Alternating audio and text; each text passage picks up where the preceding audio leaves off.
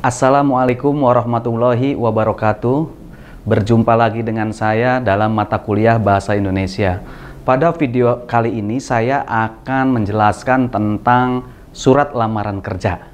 Nah, ini merupakan salah satu kompetensi dalam mata kuliah Bahasa Indonesia yang harus dikuasai oleh mahasiswa, terutama calon lulusan. Karena nanti ketika kalian mencari pekerjaan ya, melamar kerja biasanya akan diminta membuat surat lamaran kerja. Seperti apa bentuknya nanti saya akan jelaskan dan lihatkan bagaimana contoh-contohnya. Jadi tujuan pembelajaran kita hari ini adalah yang pertama memahami bagaimana konsep dari surat lamaran kerja. Kemudian yang kedua, mahasiswa bisa menulis surat lamaran kerja ya. Surat lamaran kerja nanti biasanya diminta oleh perusahaan. Kalau dulu kita membuat surat lamaran kerja, kemudian kita kirimkan langsung ke perusahaan atau melalui email ya. Sementara kalau dewasa ini dengan dunia digital ya, ini kita bisa melamar kerja dan juga mengirimkan surat lamaran kerja melalui berbagai aplikasi di internet ya. Barangkali ada di antara kalian yang sudah mencoba ya melamar ke aplikasi ya. Ada banyak aplikasi penyedia lowongan kerja, kalian bisa mengakses langsung di Google ya. Namun tetap hati-hati memperhatikan apakah lowongan kerja itu asli atau palsu ya. Karena dengan dunia digital seperti ini juga mudah sekali ya informasi-informasi yang tidak benar itu dapat diakses oleh kita. Saya ulangi ya, jadi surat lamaran kerja itu dapat dikirimkan melalui aplikasi penyedia lowongan kerja atau melalui email perusahaan ya. Jadi kita tahu dulu website perusahaannya, alamatnya, emailnya apa, lalu kita kirim melalui email ya atau melalui surat elektronik ya. Kemudian boleh juga dikirim langsung ke perusahaan ya. Ini artinya kita inisiatif mendatangi perusahaan dan memasukkan surat lamaran kerja ya. Atau kita kembali ke zaman dulu ya melalui pos atau PO Box ya. Mungkin generasi sekarang tidak lagi mengenal istilah itu ya, karena bisa menggunakan email ya, biasanya seperti itu. Nah, kemudian permohonan untuk bekerja di sebuah instansi atau perusahaan ini tentu saja kita harus ya memperkenalkan diri kita ya. Juga kita menyebutkan bahwa kita memang mau melamar kerja ya, memohon agar kita bisa diterima kerja di perusahaan yang kita tuju ya. Jadi biasanya surat lamaran kerja itu isinya yang pertama tentu saja ada identitas diri ya, mulai dari nama lengkap, usia, tempat tanggal lahir, nomor kontak, alamat dan lain sebagainya. Kemudian berikutnya adalah kita harus menyebutkan jabatan yang diinginkan atau posisi yang diinginkan sesuai dengan kebutuhannya ya. Kita lihat di sana kebutuhannya sebagai apa. Kita tuliskan bahwa saya bermaksud melamar kerja sebagai, nah itu harus disebutkan ya, agar nanti si penyeleksi atau bagian SDM perusahaan bisa langsung menentukan bahwa lamaran ini ditujukan untuk des ini dan lain sebagainya ya. Kemudian juga kita harus menampilkan kualifikasi ya. Yang pertama kualifikasi pendidikan. Siapa kita, lulusan apa? S1, S2 ya, atau lulusan SMA. Itu disebutkan. Kenapa? Karena agar bisa terlihat apakah kita sudah memenuhi kriteria yang diinginkan atau tidak ya, seperti itu. Kemudian tunjukkan juga, sebutkan keahlian kita. Keahlian ini skill ya, artinya kompetensi di luar pendidikan ya. Bisa jadi kalian misalkan memiliki keahlian yang tidak sesuai dengan bidang pendidikan juga tidak apa-apa, disebutkan saja.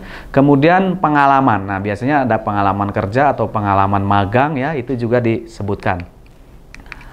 Nah, jadi ada hal-hal yang perlu diperhatikan ya, bahwasanya karena ini surat ya, bagaimanapun juga ya kita harus tulis dengan sebaik-baiknya, sebagus-bagusnya ya, serapi-rapinya, dan menggunakan bahasa Indonesia yang baik dan benar.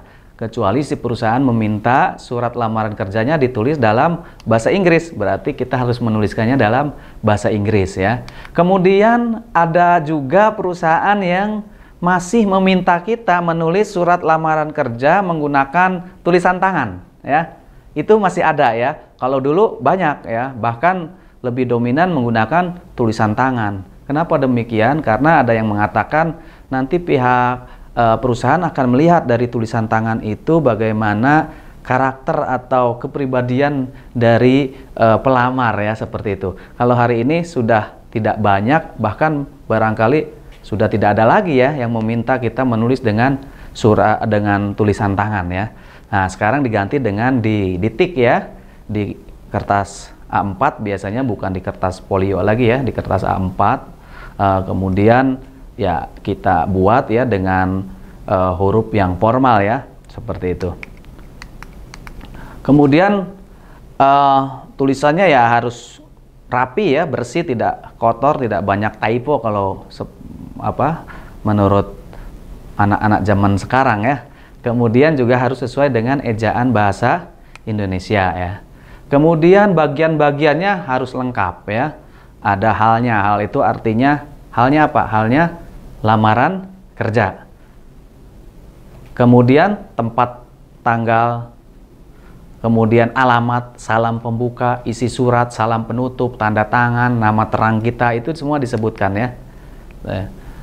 Kemudian kita juga nanti suratnya, kalau yang dikirim menggunakan pos ya, kita tentu saja harus mencantumkan alamat yang dikirimnya dengan benar ya. Kalau melalui email biasanya hanya menyebutkan kepala HRD titik-titik ya, jalan apa, seperti itu. Kemudian biasanya surat lamaran kerja juga perlu ada lampirannya. Lampirannya apa? Lampirannya berbentuk kurikulum vitae ya, atau fotokopi ijazah, atau KTP ya, atau sertifikat-sertifikat yang kita miliki ya. Itu biasanya bisa menunjang lamaran kita ya. Hal-hal yang memang menurut kita penting untuk dikirimkan, dilampirkan, silakan lampirkan. Saya akan menyebutkan bagaimana caranya kita mencari lowongan pekerjaan ya. Jadi kalau sekarang seperti yang saya sebutkan tadi, ini eranya digital, kita bisa mencari lowongan pekerjaan di internet ya. Namun seperti yang saya bilang tadi, hati-hati apakah lowongan itu asli atau palsu ya. Jadi kita bisa mencari lowongan kerja di media massa, baik itu online ya maupun cetak ya. Kemudian kita juga bisa ikut bursa kerja atau job fair ya. Kemudian kita bisa mendapatkan juga informasi lowongan kerja dari pihak-pihak tertentu ya. Jadi ada yang menghubungi kita, itu namanya mendapatkan referensi. Atau bisa langsung mendapatkan referensi dari perusahaannya. Karena misalkan menginginkan kita ya, jadi kita bisa langsung dihubungi ya. Itu juga bisa kita jadikan alat ya untuk mencari pekerjaan.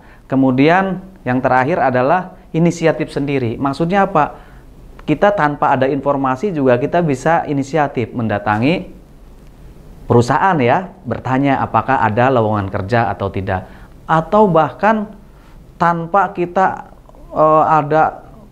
ada lowongan atau tidak, kita mencoba untuk melamar, itu juga boleh. Namun hati-hati ya, jangan sampai kita asal melamar kemudian nanti profil kita menjadi kurang baik ya, seperti itu. Baik, nah untuk loker lowongan kerja ya di media massa, tadi ada yang dicetak, ada pun yang di online atau situs-situs. Kalau dicetak itu ada yang namanya iklan yang kolom ya, yang besar-besar, yang kotak ya. Kemudian ada yang baris, yang kecil-kecil. Lebih bagus yang mana ya? Tentu saja dari segi kuantitasnya biasanya lebih bonafit yang iklannya kotak ya, yang ada warnanya, itu biasanya perusahaannya lebih bonafit ya. Adapun di iklan baris itu saya tidak menggaransi ya bahwa iklan itu asli atau palsu, karena ada saja iklan-iklan yang memang penipuan juga masuk di sana. Jadi intinya tetap hati-hati.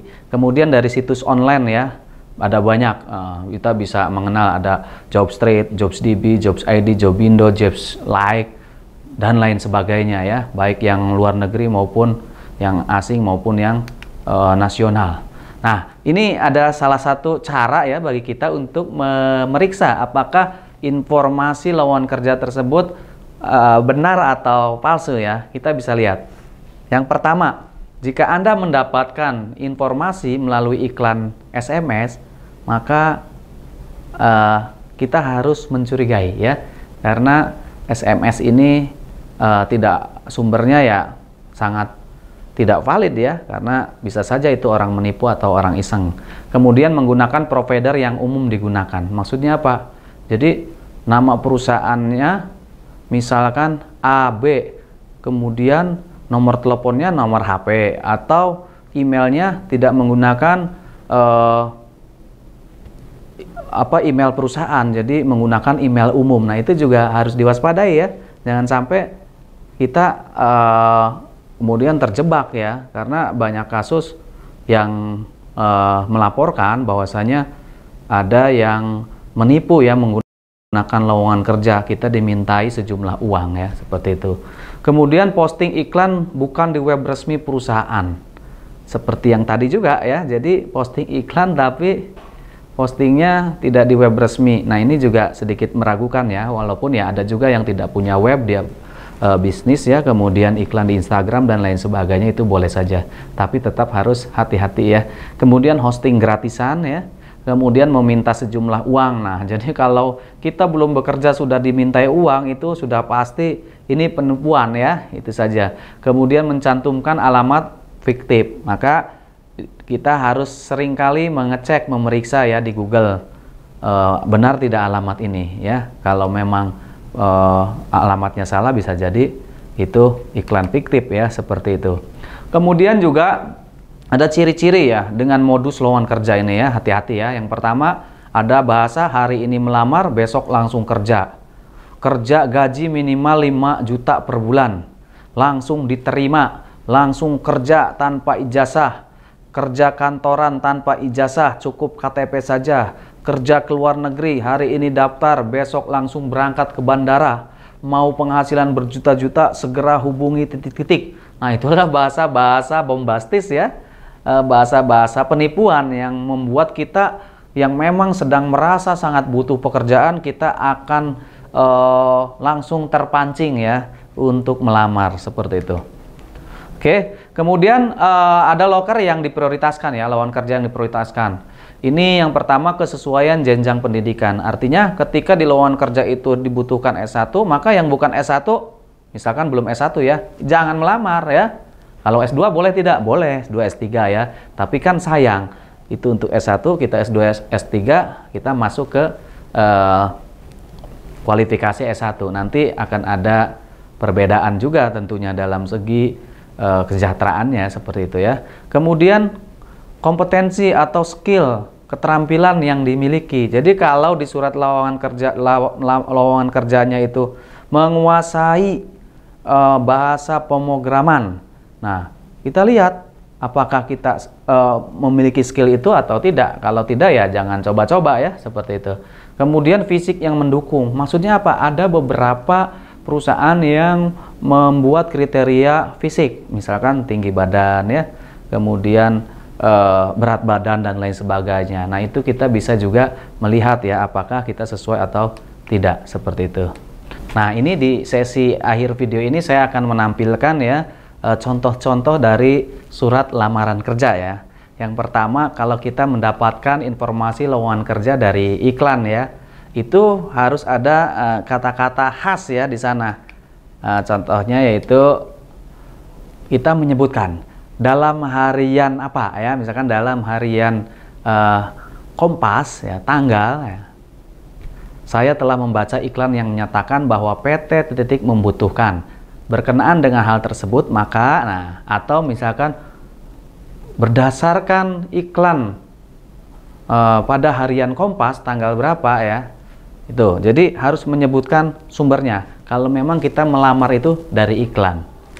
Kemudian berikutnya adalah misalkan ada pengumuman resmi dari instansi ya, kita juga harus ada kata-kata berkenaan dengan pengumuman nomor tanggal tentang penilaian karyawan, maka yang bertanda tangan di bawah ini nama, alamat ya, itu hampir sama kalau tengahnya ya.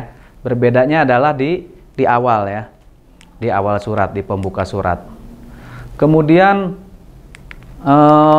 kalau misalkan kita inisiatif sendiri, ya, inisiatif sendiri itu artinya ya tidak ada yang merekomendasikan, tidak ada iklannya, itu langsung saja pembukanya. Saya yang bertanda tangan di bawah ini, ya, sebutkan nama, alamat, nomor kontak. Di bawahnya bermaksud mengajukan lamaran pekerjaan sebagai di perusahaan yang Bapak Ibu pimpin. Nah, itu jadi langsung ke inti ya, seperti itu. Tentu saja ya, surat lamaran kerja ini juga harus dibuat dengan sopan juga ya. Jadi bahasanya juga tetap kita jaga ya. Misalnya sebagai penutupnya ada kata-kata, demikian lamaran kerja ini dibuat, besar harapan saya dapat diterima di perusahaan Bapak atau Ibu. Jadi ada permohonan-permohonan yang sopan ya. Jangan kita seolah-olah melamar tapi menuntut ya agar kita diterima. Hindari seperti itu. Baik, itu yang bisa saya sampaikan dalam materi surat lamaran kerja. Apabila ada hal yang memang tidak jelas atau ingin ditanyakan, silakan bisa langsung berkomunikasi ya dengan saya, baik melalui media sosial maupun langsung di ruangan. Dan untuk lebih jelasnya, mari kita ikuti perkuliahan ini dengan menggunakan Sepada Universitas Teknokrat Indonesia. Sekian dari saya. Assalamualaikum warahmatullahi wabarakatuh.